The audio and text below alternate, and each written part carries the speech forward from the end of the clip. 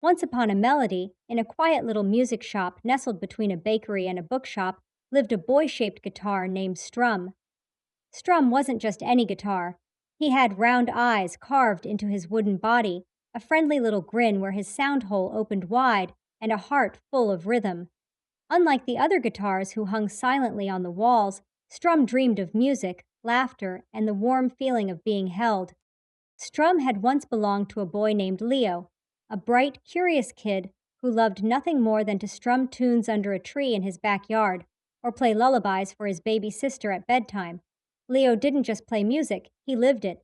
Every song he played was a story, and Strum was the voice that told it. But Strum didn't play alone. He had companions, five loyal friends who made his music come alive. Thumb, the bold leader who kept the beat steady. Pointer, the sharp and curious one. Middle, loud and brave, never afraid to hit the high notes.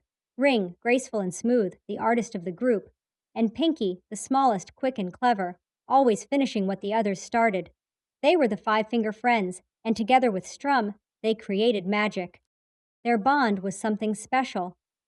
Whether Leo was plucking out happy tunes or slow, sad ballads, Strum and the Five Finger Friends were always in sync. The music wasn't always perfect, but it was full of heart, and that made all the difference. But as time tends to do, things began to change. Leo grew, his hands got bigger, his voice deepened, new interests tugged at his attention. One day, with a quiet sigh, Leo gently placed Strum back into his case, the same case he'd carried to every school talent show, every campfire sing along. He ran his fingers over the strings one last time, smiled, and whispered, "Thank you for the songs." Then he closed the lid. Years passed. The music shop was sold. The bakery next door now made smoothies, and the bookshop had turned into a toy store. Strum sat quietly in the attic of Leo's old house, tucked between forgotten boxes and Christmas lights that hadn't glowed in years. The attic was quiet, but Strum still dreamed. He dreamed of Thumb's confident strum, Ring's sweet slides, and the soft harmony of 10 little fingertips making him sing. He missed them terribly. Every creak in the wooden floor made his heart flutter, hoping his Five Finger Friends had come back to visit. But no one came. His strings rusted. His wood dulled. The songs faded into memories. Then, one rainy afternoon, the kind where clouds weep softly and the world smells like wet earth, the attic door creaked open. Strum blinked in the dusty light. Small footsteps padded across the floor. A soft giggle echoed through the attic like a forgotten tune. A young girl appeared, bright eyes, messy hair, and hands covered in paint. It was Lily, Leo's daughter. She was exploring the attic while her dad fixed a leaky pipe in the kitchen below. Her eyes fell on the old case. She brushed off the dust and popped it open. "What's this?" she whispered.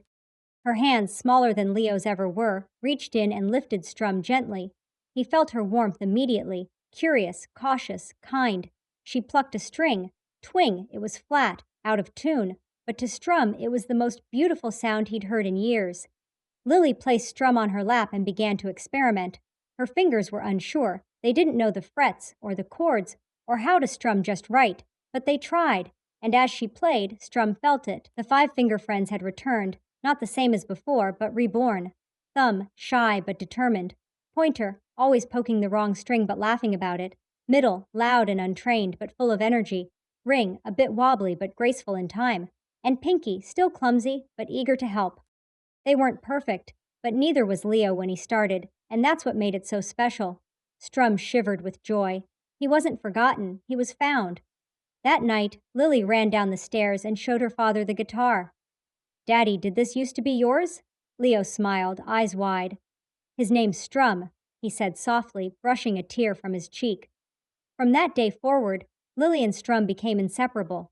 She learned quickly, picking up chords from her dad, writing her own little songs, and sometimes even drawing stars and hearts on Strum's body in colorful marker. Strum didn't mind. He was loved. He was played. He was alive. And though his original Five Finger Friends had moved on, their spirit lived on in Lily's little hands. The music was different now, gentler, dreamier, sometimes silly, but every note was a promise. Music never truly ends. It just waits for someone new to hear it.